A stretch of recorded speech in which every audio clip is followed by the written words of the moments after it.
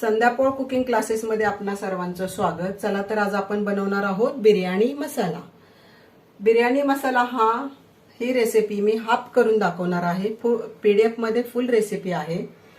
चला तर आपण बनवूया बिर्याणी मसाला। आता हा बिर्याणी मसाला बनवण्यासाठी आपण गॅसवर पॅन ठेवायचा आहे। गॅसची फ्लेम लो ठेवायची आहे।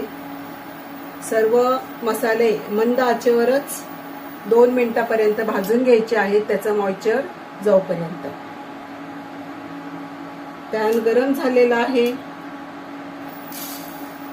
धने टाकूया,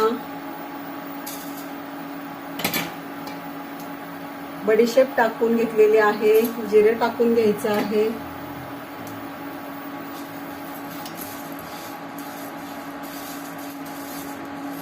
कलर बदलूपर्यंत बिलकुल भाजायचं नाहीये, फक्त 2 मिनिटांपर्यंतच हे कोरडं भाजून घ्यायचं आहे। ह्या खड्या मसाल्यामधलं मॉइश्चर जाईल इतपत। तर हे भाजून झालेलं आहे, ताटात काढून घेऊया। काळं मिरं टाकूया, लवंग टाकून घेऊया,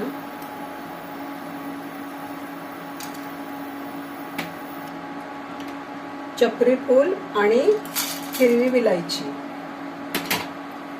आणि मसाला विलायची, मोठी मसाला विलायची, तेजपत्ते सुद्धा आपण टाकूया आणि परतून घ्यायचं आहे 2 मिनिटांपर्यंत।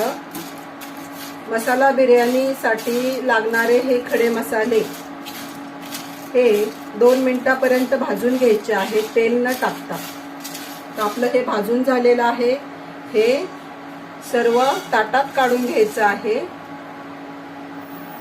बिर्याणी मसाला साहित्यामध्ये हाफ रेसिपी करताना दालचिनी तुकडे 15 घ्यायचे आहेत आणि हे देखील आपण 2 मिनिटं दालचिनी तुकडे परतून घेणार आहोत।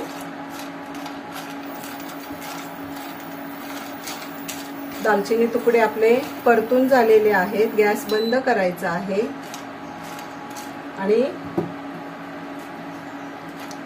हे तुकडे या ताटात काढून घ्यायचे आहेत। आता हे सर्व खडे मसाले भाजून झालेले आहेत।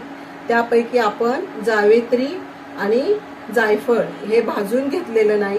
ज्यावेळी आपण मिक्सरमध्ये आपण हे बारीक करायला टाकणार आहोत त्यावेळेस आपण हे टाकून घ्यायचं आहे आणि पावडर झाल्यानंतर हळद आणि लाल मिरची पावडर आणि तिखट मिरची पावडर परत एकदा आपण मिक्सरमध्ये टाकून फिरवून घेणार आहोत, त्याची पावडर करून घ्यायची आहे।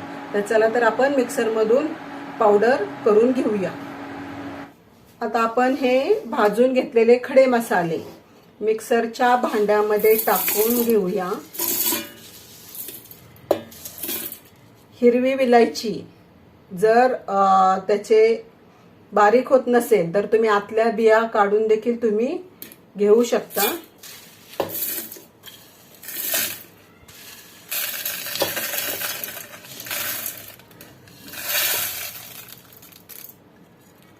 आता भाजलेले खडे मसाले टाकल्यानंतर जावेत्री आणि जायफळ हे टाकून घ्यायचं आहे आणि या खडे मसाल्याची बारीक पावडर करून घ्यायची आहे।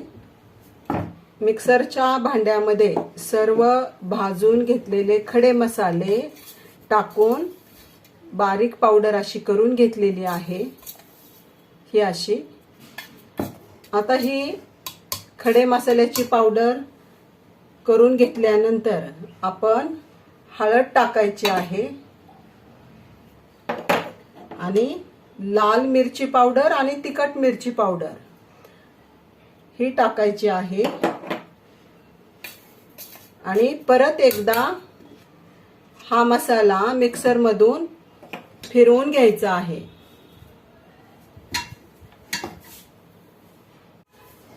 शेवटी आपण हळद मिरची पावडर टाकून मिक्सरमधून फिरवून घेतलेला आहे, अशी बारीक पावडर करून घ्यायची आहे आणि ही बारीक पावडर हवाबंद बरणीमध्ये भरून ठेवायची आहे